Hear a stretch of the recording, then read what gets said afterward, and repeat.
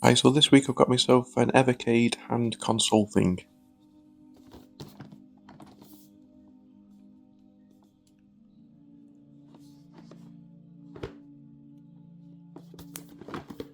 So it comes boxed,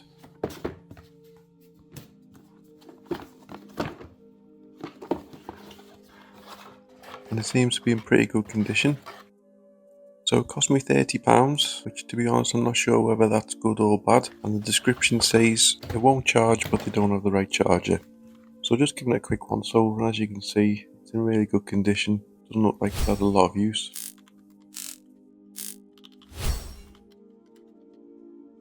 So hold the power button down and then we get a power light, and then just leave it a couple of seconds and then we're getting a start up. So it comes on.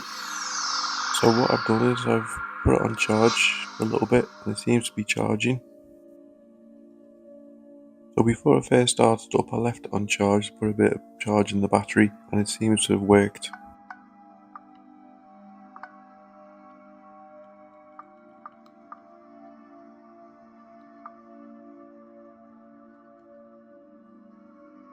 And I plugged my amp meter in and then it's showing that it's taking a charge.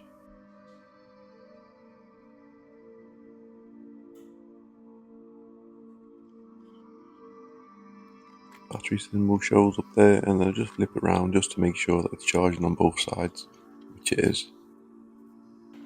So I'm just going to use my iFixit Precision toolkit to take it apart. I'm just going to need this small lipper to get a few of the plastic bits out.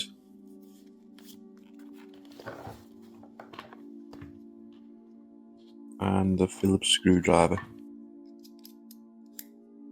I'm just using the lipper to get the little plastic covers out, which are in there to cover up where the screws are.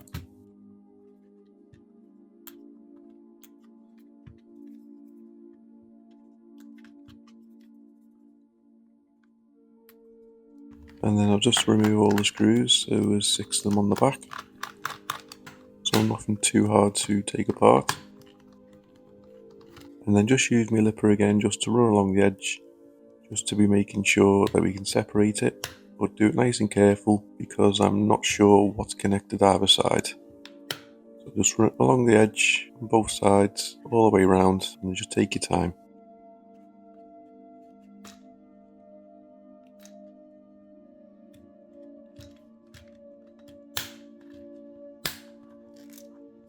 And then we carefully open it up, and as you can see there's a ribbon cable connected, so that's why we didn't want to pull it too hard.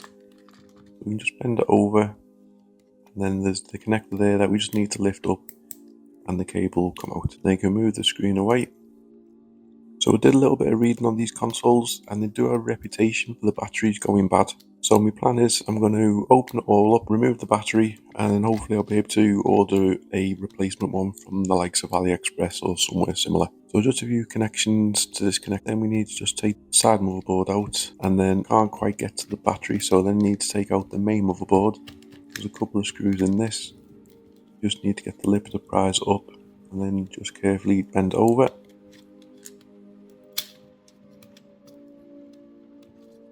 And then we can lift it across, and then as you can see the battery is connected, so I just need a pair of pliers just to disconnect the battery. And then what I'm going to use is a little bit of isopropyl alcohol. This will release all the plastic stickiness underneath, so you just need to dab a little bit in, just take your time, you don't want to swamp it, and then use the lipper to pull out. So looking at the battery, this is the description of what the battery needs. So the top first couple of numbers, the 6 numbers, the actual measurements. So I'm just going to get my calipers out, and I'm just going to take a measurement of it to see if we've got any little bit of leeway in there. So these are the measurements that I'm showing in case they come in handy for you. And so I searched and searched AliExpress, and I struggled to find anything close. I searched Amazon, I searched eBay, and there was no batteries that I could find with the same dimensions.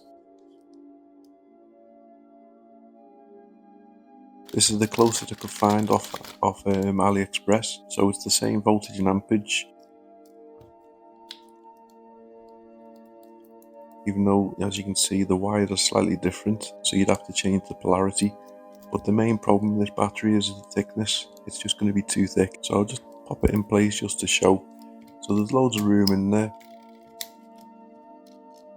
When you put the side motherboard on, it sits too high, so there's going to be too much gap here to make the screws go in. You won't be able to press the buttons as well as you'd expect to.